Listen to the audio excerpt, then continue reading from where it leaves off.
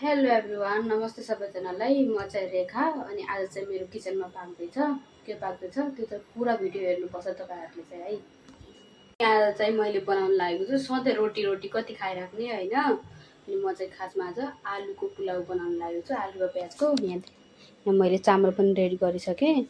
अनि यहाँनिर छ, यो छ आलु। अनि यो चाहिँ मैले प्याज यसरी लामो लामो काटेको छु। अनि आलु पनि यसरी लामो लामो ठुल्ठुलो पारेर काटेको छु, नत्र चामलसँगै घुलिन्छ कि पाकेर कचाककुचुक हुन्छ। अनि यो चाहिँ ठुलो कुकर, यसमा मसँग चाहिँ सानो कुकर पनि छ, तर उसमा अलि अप्ठ्यारो हुन्छ पकाउन, ढक्कन खोलिँदैन कि।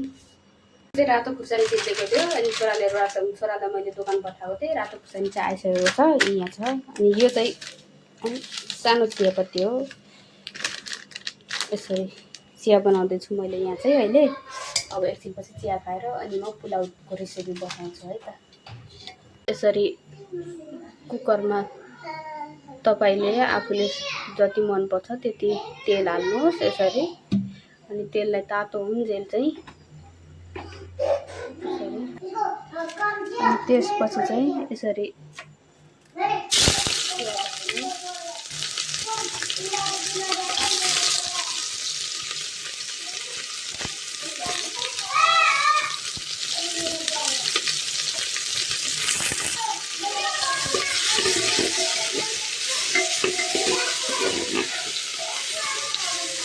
अनि सँगसँगै आलु पनि हालिदिने गरी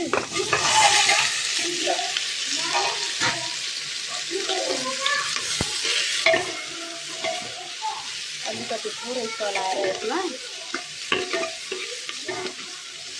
त्यसपछि चाहिँ हामी एड गर्छौँ यसमा नुन। आफ्नो स्वाद अनुसार चाहिँ नुन हाल्नु होला यसमा। त्यसरी नुन हाल्नु होला। अनि बेसार आफूले जति मन पर्छ त्यति नै बेसार खोलेर खान्छौँ बेसार होइन। यो चाहिँ खुर्सानीको धुलो अलिकति राख्छौँ हामी, बच्चाहरू खान्छन् त मेरो। यसरी चलाउनु मजाले।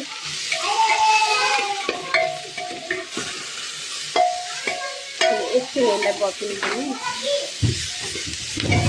एकछिन बफाएर चाहिँ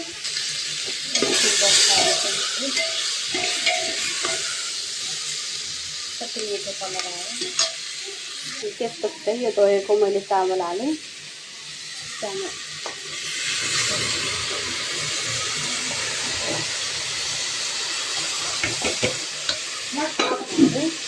राख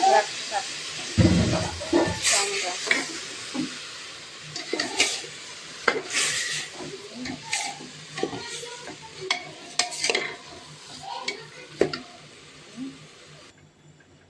अनि यसरी पानी हालेर चाहिँ म अब यसको कुकरको चाहिँ ढक्कन लगाइदिन्छु।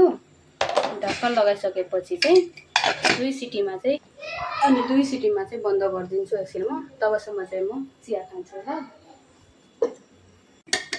यो चाहिँ पुलाउ रेडी।